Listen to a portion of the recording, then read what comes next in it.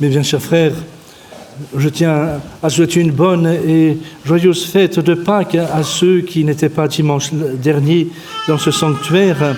Et puisque aujourd'hui nous continuons précisément de parler de cette joie pascale. C'est donc le dimanche de Quasimodo, le dimanche in albis, et nous aurons donc à 16h15 le chapelet et à 18h la Sainte-Messe à Saint-Maurice.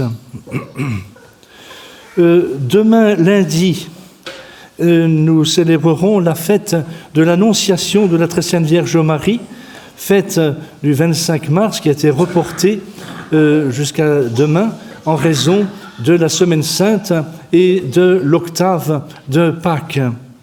Donc, en cette fête, grande fête de la Sainte Vierge, nous aurons la Sainte Messe ici à 18h30. Notez bien, nous aurons la messe, il n'y aura pas de messe le matin, je dirais une messe le matin à 8h30 à Saint-Maurice. Mais donc ici à 18h30, donc messe de l'Annonciation. Mardi de la Férie, messe à 8h. Mercredi, Saint Léon Ier, pape et confesseur, messe à 8h. Jeudi de la Férie, messe à 11h. Vendredi, Saint Herménegilde, martyr, messe à 8h. Et samedi, Saint Justin, martyr, messe à 11h. Je serai l'après-midi de 17h à 19h à votre disposition pour les confessions. Dimanche prochain, c'est le dimanche du Bon Pasteur, le deuxième après Pâques, et nous aurons les messes aux heures habituelles, à 8h à Notre-Dame-des-Dons, à 10h ici, et à 18h à la chapelle Sainte-Anne de la Baule. Je réinsiste à propos des communions solennelles que nous avons fixées donc au 27 mai prochain. Il y a des parents qui ont peut-être des enfants en âge de faire cette communion solennelle. Ne manquez pas de vous inscrire auprès de moi-même. D'autre part, je tiens à vous remercier pour vos bonnes prières à l'intention de la sœur Anne-Gabrielle qui va beaucoup mieux. Elle est toujours bien sûr en convalescence, mais elle va mieux. Merci pour vos bonnes prières.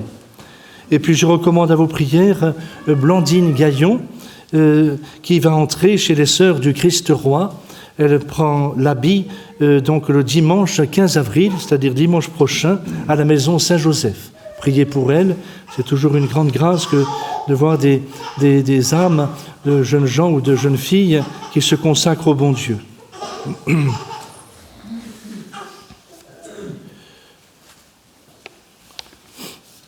Au nom du Père et du Fils et du Saint-Esprit, ainsi soit-il. Mes bien chers frères, c'est donc aujourd'hui la fête du dimanche de Quasimodo. Et vous avez entendu dans cet évangile le récit de cette apparition que notre Seigneur fit à ses apôtres.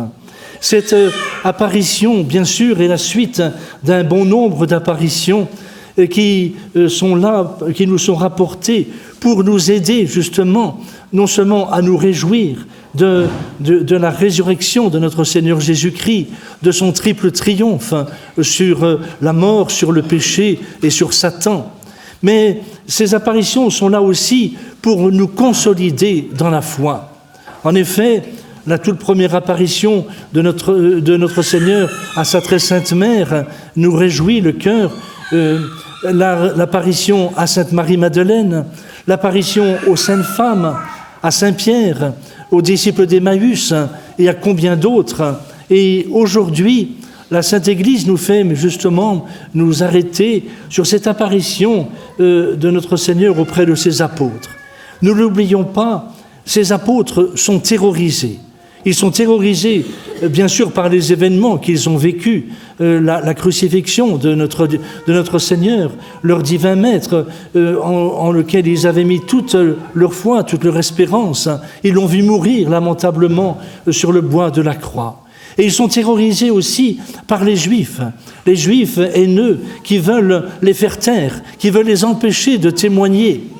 Et c'est donc, en quelque sorte, pour consolider ces apôtres dans la foi, que notre divin Sauveur va leur apparaître et va leur montrer les plaies de ses mains et la plaie de son côté. Et la Sainte Écriture nous dit que notre Seigneur va leur apporter la paix. La paix, bien sûr, ça n'est pas la paix telle que le monde peut la donner. Ça n'est pas la paix illusoire, mensongère du monde. C'est la paix véritable. Et notre Seigneur veut leur apporter cette paix pour en quelque sorte leur pardonner leur peur, leur lâcheté. Ils ont tous abandonné notre divin Sauveur, ne l'oublions pas, à l'exception de Saint Jean et bien sûr des saintes femmes qui ont été les plus courageuses. Et donc, les apôtres sont enfermés dans le cénacle, terrorisés qu'ils sont, et tout à coup, aux surprises, au bonheur, pendant qu'ils s'entretenaient de lui, qu'ils se redisaient ses leçons, ses bontés, le voilà lui-même qui se montre debout au milieu d'eux. On ne l'a pas vu entrer, les portes sont restées fermées, on ne l'a pas vu s'avancer, il est là, au milieu d'eux. Ils le voient, mais ce n'est pas assez de le voir, ils l'entendent. Il ouvre la bouche, en effet, et que va-t-il leur dire?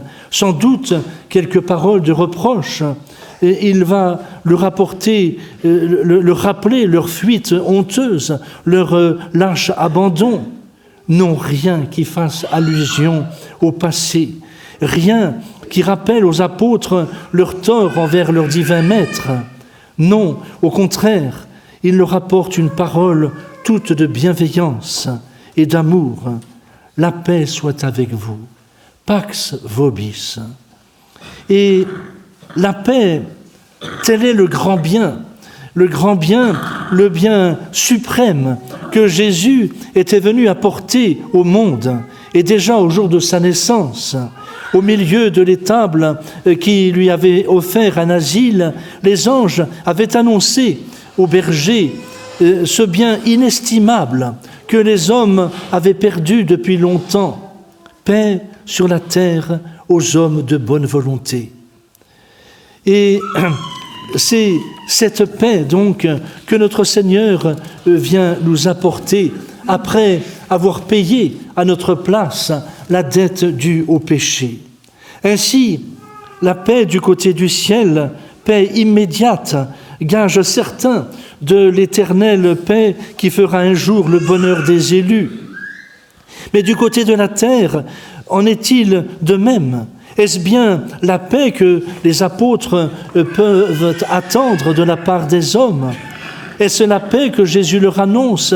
Hélas, non. Et c'était le cas pour le divin Maître de leur répéter la parole qu'il leur avait autrefois dite. Non veni mittere, pacem mittere, sed gladium. Je ne suis pas venu vous donner la paix, mais le glaive. Et ceci pour bien leur faire comprendre que pour accéder à cette paix que seul Dieu peut donner, il faut combattre. Parce que nous sommes confrontés aux ennemis de notre Seigneur Jésus-Christ qui veulent nous faire abandonner la foi en sa divinité. Et donc nous devons combattre. La Sainte Église, la Sainte Liturgie nous le rappelle d'ailleurs le jour du baptême, le Saint Baptême, quand le prêtre fait les onctions sur le petit enfant. Ces onctions sont destinées justement à le consolider dans la foi, mais surtout à nous rappeler que la vie est un combat. Il nous faut combattre pour faire le bien. Il nous faut combattre pour éviter le mal. Et c'est précisément cette vie chrétienne qui est la vie des soldats du Christ. Nous devons nous conduire comme tels. Et c'est pour cela que notre Seigneur rappelle qu'il est venu apporter le glaive. Il y a ceux qui sont pour la vérité, il y a ceux qui sont contre la vérité. Et c'est donc ainsi que notre Seigneur veut enseigner ses apôtres. Les Juifs, en effet, avaient les premiers donné le signal de la guerre, et Jésus était la première victime tombée sous leur coup. D'autres victimes allaient être par eux immolées. Les apôtres le sentaient. Et c'est pourquoi, timides encore qu'ils étaient et non affermis par la venue de l'Esprit Saint, ils se cachaient. Jésus, voulant les rassurer et leur montrer à l'avance le résultat heureux de cette guerre qui venait d'éclater en Judée et qui allait bientôt embraser la terre entière, Jésus leur souhaite la paix. Vous le voyez donc, mes bien chers frères, en cela, notre divin Sauveur annonce à ses apôtres qu'ils auront à combattre, à mener un combat vigoureux contre les ennemis de la foi, mais qu'ils ne doivent pas craindre, parce que notre divin Sauveur, qui leur donne la paix, leur donne les grâces proportionnées et suffisantes pour leur permettre un heureux succès. Repousserons-nous, mes frères, ce souhait bienveillant de Jésus?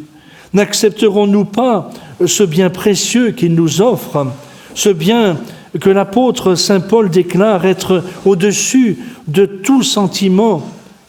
Vous l'avez accepté, mes frères, vous l'avez accepté, ce don divin, vous qui vous êtes réconciliés avec Dieu au tribunal sacré de la pénitence.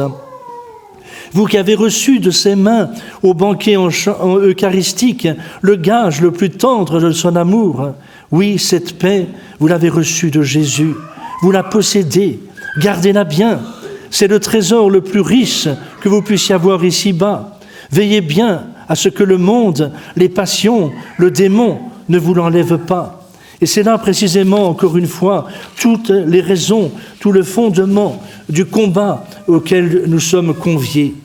Acceptez la paix que Dieu vous offre, prenez cette main paternelle qu'il vous tend. Ce que vous n'avez pas fait encore dans ces premiers jours du temps pascal, faites-le maintenant. Et vous y êtes à temps encore, et c'est pour vous inviter à remplir enfin vos devoirs que l'Église vous parle aujourd'hui de la paix et vous en fait envisager les douceurs.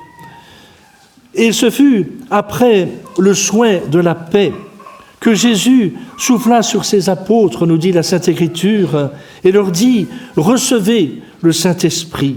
Les péchés seront remis à ceux à qui vous les remettrez, et ils seront retenus à ceux à qui vous les retiendrez. » Notre Seigneur vient d'instituer le sacrement de pénitence, moyen de répandre par tout l'univers cette paix, fruit de ses douleurs, précieux écoulement de ses blessures, et pour mettre les apôtres en état d'administrer ce sacrement, d'exercer un pouvoir sublime et qui n'appartenait qu'à Dieu.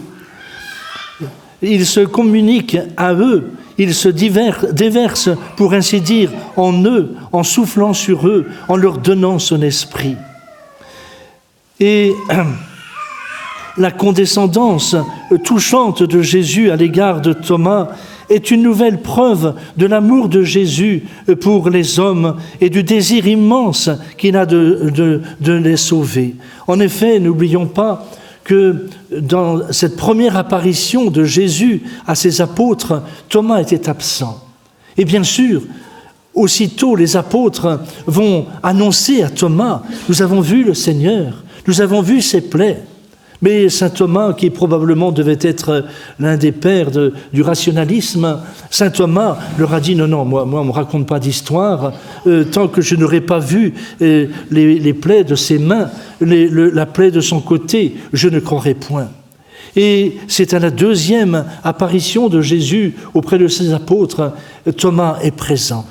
On peut imaginer que Thomas n'en menait pas large. Et notre Seigneur lui dit « Thomas, approche, viens par ici. Mets ton doigt dans les plaies de mes mains. Mets ta main dans la plaie de mon côté. » Thomas est bouleversé. Thomas se jette à genoux aux pieds de Jésus. « Mon Seigneur et mon Dieu, mon Seigneur et mon Dieu. » Et notre Seigneur va lui donner une grande leçon qui nous est adressée à tous. « Thomas, tu as cru parce que tu as vu. Bienheureux ceux qui croient sans avoir vu. » Vous entendez bien, bienheureux ceux qui croient sans avoir vu. Et je peux vous dire, mes bien chers frères, oui, bienheureux êtes-vous de croire en la présence réelle de Jésus dans la Sainte Eucharistie, alors que vous ne le voyez pas de vos yeux de chair. Bienheureux soyez-vous de croire au dogme de la Sainte Trinité, alors que ce dogme est impénétrable, incompréhensible. Nous ne le connaîtrons que dans l'éternité. Oui, bienheureux soyez-vous de croire dans ces dogmes de foi. Pourquoi vous êtes bienheureux? Eh bien parce que c'est un acte de foi et une manière de manifester à Dieu notre soumission, notre allégeance totale. Nous croyons ce que Dieu nous a révélé parce qu'il ne peut ni se tromper, ni nous tromper. Et il est parfaitement raisonnable d'utiliser notre intelligence pour croire des dogmes que nous ne pouvons voir, que nous ne pouvons expliquer. Eh bien, c'est la grande leçon que nous donne notre Seigneur au travers de Thomas. Thomas, tu as cru parce que tu as vu. Bienheureux ceux qui croient sans avoir vu. Qu'il en soit ainsi, mes bien chers frères, pour chacun d'entre nous, que nous nous élancions dans ce temps pascal avec une grande foi en la résurrection de notre divin Sauveur. Réjouissons-nous de cette résurrection et soyons des témoins de cette résurrection, précisément par le rayonnement de notre vie chrétienne. Nous n'avons pas le droit d'être des tièdes, des timorés, de nous cacher, de cacher notre vie chrétienne. Au contraire, soyons fiers d'appartenir à la Sainte Église catholique, notre mère, et de confesser la foi que la Sainte Église nous a transmise, nous a enseignée et que Dieu nous a révélée. Et c'est dans ces saintes dispositions que nous suivrons l'exemple que nous ont donné tant et tant de fois de témoins de la foi catholique. Je pense à tous ces premiers martyrs de la chrétienté qui ont été martyrisés, tués à cause de leur foi inébranlable. On leur demandait de croire dans les faux dieux. Eh bien, plutôt la mort que d'apostasier la foi catholique qu'ils avaient reçue par le saint baptême. Qu'il en soit ainsi de chacun d'entre nous, mes bien chers frères, gardons ce feu sacré qui animait les premiers chrétiens et un jour, j'en suis sûr, nous recevrons la récompense que notre divin Sauveur a promise à ses amis dans l'éternité bienheureuse. C'est la grâce que je vous souhaite, au nom du Père et du Fils et du Saint-Esprit, ainsi soit-il.